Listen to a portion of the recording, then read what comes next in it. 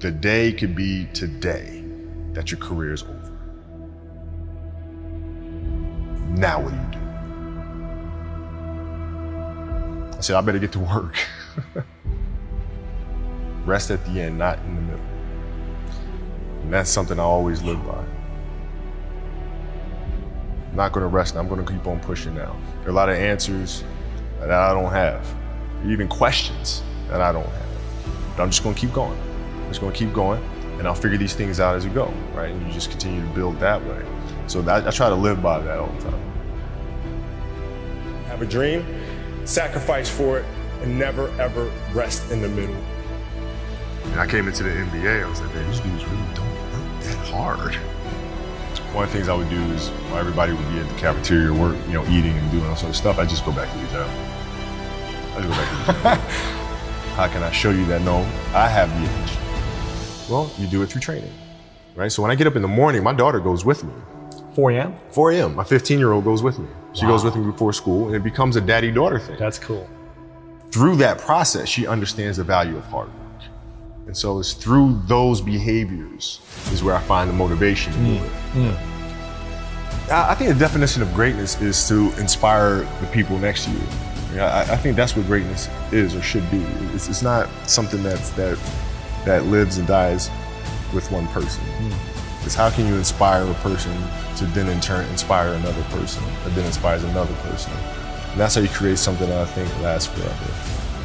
It's not sit around and it's all happy-go-lucky type of thing. If you're a leader, your job is to get the best out of it. You gotta deal with it, face it, learn from it. It's exciting when you win, it's exciting when you lose, because the process should be exactly the same. But the hardest thing is to face that stuff. But what if today is the day that that's it.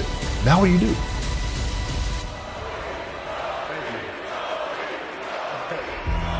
What can I say? Mamba out.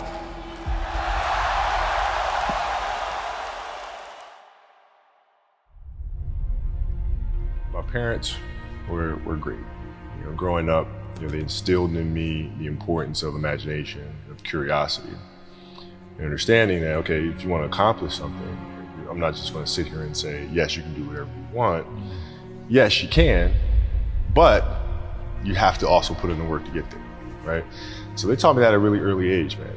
And when you grow up as a kid thinking that the world is your oyster, all things are possible if you put in the work to do it, you grow up having that fundamental belief.